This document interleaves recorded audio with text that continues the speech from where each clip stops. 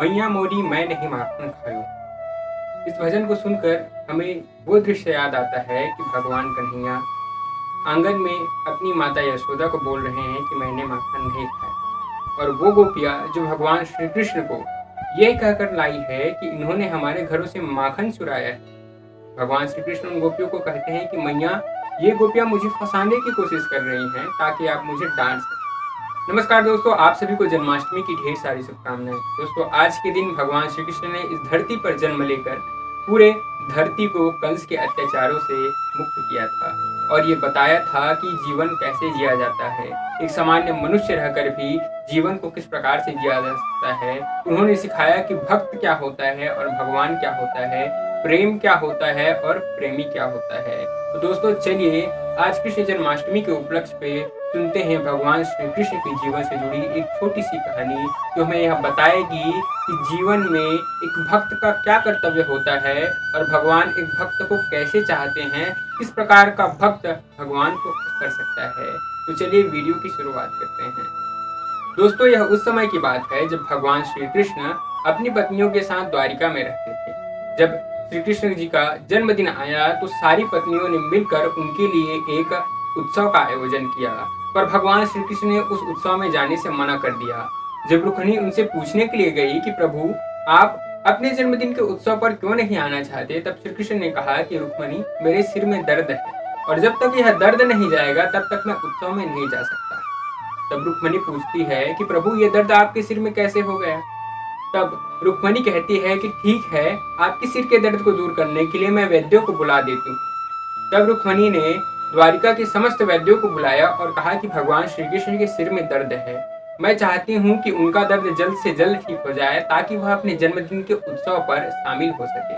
पर वैद्यों ने अपनी सारी कोशिशें जारी रखी, पर श्री कृष्ण जी के सिर का दर्द ठीक नहीं हुआ। तब श्री कृष्ण ने वैद्यों से कहा कि आपकी कोई भी दवाइयाँ मुझ पर असर नहीं करेगी, मेरे सिर का दर्द तो मेरे किसी उस भक्त के चरणों के धूल से ठीक हो सकती है जो मुझ पर सच्चा विश्वास करता है और मुझसे असली प्रेम करता है। भगवान की बात सुनकर सभी चौंक गए और कहने लगे कि प्रभु, आप ये कैसी बात कर रहे हैं?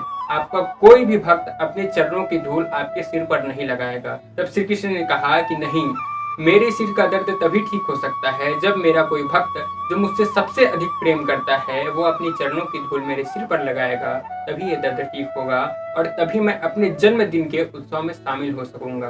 अगर ऐसा कोई नहीं है तो मेरे जन्मदिन का उत्सव व्यर्थ है, मैं उसमें शामिल नहीं होऊंगा। तब सभी सोचने लगे कि भगवान श्री कृष्ण का कौन सा ऐसा भक्त है जो उससे सबसे अधिक प्रेम करता है।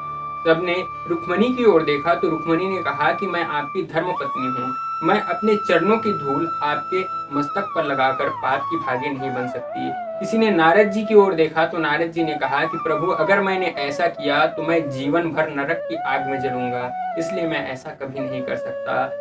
चारों तरफ ये बात आग की तरफ फैल गई। सभी ये सोचने लगे कि आखिर ये पाप का काम कौन करेगा जो अपने चरणों की धूल भगवान श्री कृष्ण के सिर पर लगाएगा।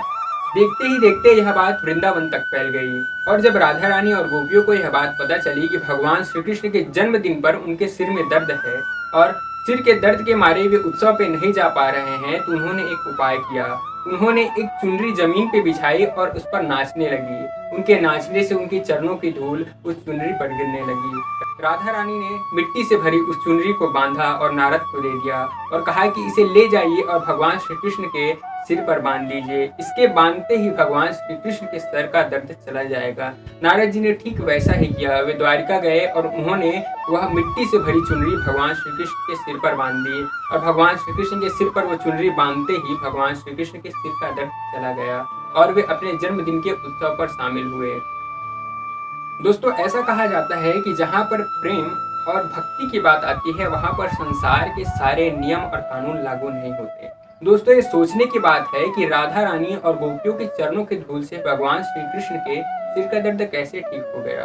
दोस्तों, इसका एक ही कारण था, वह था राधा रानी और गोपियों के हृदय में विराजमान भगवान श्री कृष्ण के लिए प्रेम।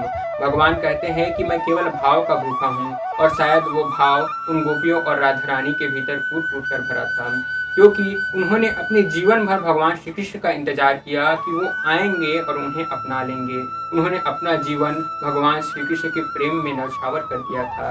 इसी कारण राधा रानी और गोपियों के पैरों की धूल से भगवान श्री कृष्ण के सिर का दर्द ठीक हो गया। दोस्तों, स्वयं भगवान कहते हैं कि भाव का भूखा हूँ मैं, भाव ही एक सार है, भाव से जो भजे मुझे उसका बेड़ा पार है। बिन भाव के जो सब कुछ दे तो मैं कभी लेता नहीं, भाव से एक फूल जो दे तो वो भी मुझे स्वीकार है।